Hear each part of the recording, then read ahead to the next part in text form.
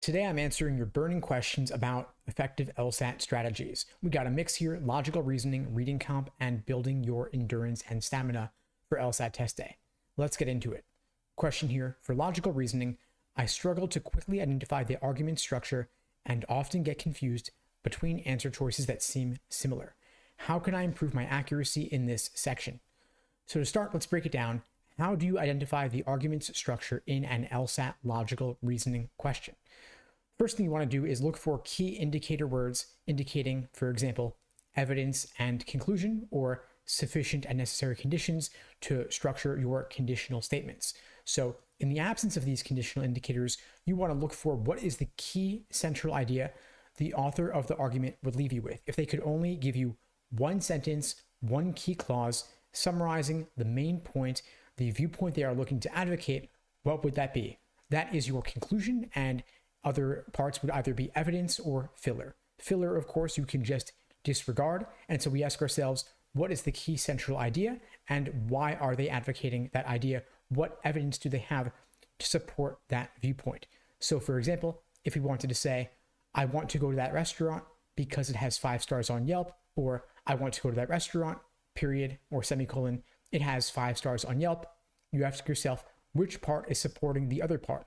Are we looking to support the idea that it has 5 stars on Yelp, or are we looking to support the idea that we should go to that restaurant? In fact, the word should is a principal indicator. And so that's going to be the viewpoint that the author is advocating for, and whatever other information is in the passage is likely supporting that particular viewpoint. So the first thing I'd recommend is get really clear on your evidence and conclusion indicator words. That's going to be the step one. Make flashcards for them if you have to. And then beyond that, just look structurally at what is the key central idea in the argument. You also asked how to choose between answer choices that seem similar. You get confused between the two. How do you distinguish them? First thing is, I would not fall into the trap of comparing choices to each other. Instead, I would always recommend comparing the choices or checking them against the question stem and the stimulus. It's going to be really tricky to parse out the tiny differences when so much of the choice looks similar. Instead, I would ask yourself simply, what is the proper perspective from which to view the answer choice? In other words, what is the question type that we're dealing with? And does this answer choice solve that question? Of course, there will be very small differences between choices that seem very similar. If you're looking at, for example, a lot of tougher parallel reasoning questions where all 5 choices are virtually identical. Of course, the key there is they are virtually identical. So you want to look at what are the degrees of certainty in the choices, and then what are the categories of things they are discussing. So degree of certainty would be always, never, sometimes, the majority of the time, occasionally, rarely. Then categories of what they're discussing would be, for example, all people, some people, people who take the LSAT, the majority of people, and so on. Those small details, of course, make a huge difference. Question here regarding reading comprehension.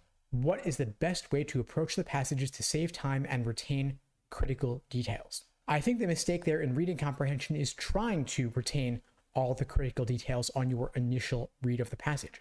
If you want to save time, spend less time up front on your initial read and aim to just absorb what is the main idea, the primary purpose, the passage organization. The details, the supporting examples, you don't want to get bogged down on those in the moment. Instead, you want to recognize where they appear, note where they appear in the passage, but come back to those key areas later to help you solve specific local questions associated with the passage. But you don't want to get bogged down in lists of things, tons of supporting examples. It's too much to hold in your head all at once. Instead, just articulate for yourself what is the main idea, go into the passage looking for that, then solve all general global questions. Everything else, you can always go back to it when you need to. Now, regarding the question of stamina here, the person writes here, after a few sections of the LSAT, my concentration wanes and I make careless errors. Any tips for maintaining focus and energy throughout the entire length of the LSAT? My question here would be, how many practice tests have you done? If you've done just a couple, it's no surprise to me that you'd still have trouble with endurance because it takes time to build up that muscle. Just like if you're training for a marathon, it takes several long distance runs so that a marathon itself seems relatively more doable. So I'd recommend at least 10 full-length timed practice tests before test day. You could build up to those if you like, doing 2 sections back to back, then 2 sections, the break, 1 more section, and then 2 sections back to back, the break, 2 more sections. If you want to really test yourself, you could even do a 5-section sitting so that the 4 sections of the actual LSAT on test day seem that much easier. Anyway, folks, I hope you found this video helpful. If you did, please do me a favor and share it with someone who needs to see it. I don't do any advertising for this channel. I rely only on word of mouth to help get the word out, and your sharing the video really does make a difference. In the meantime, I'll wish you all the best and take care.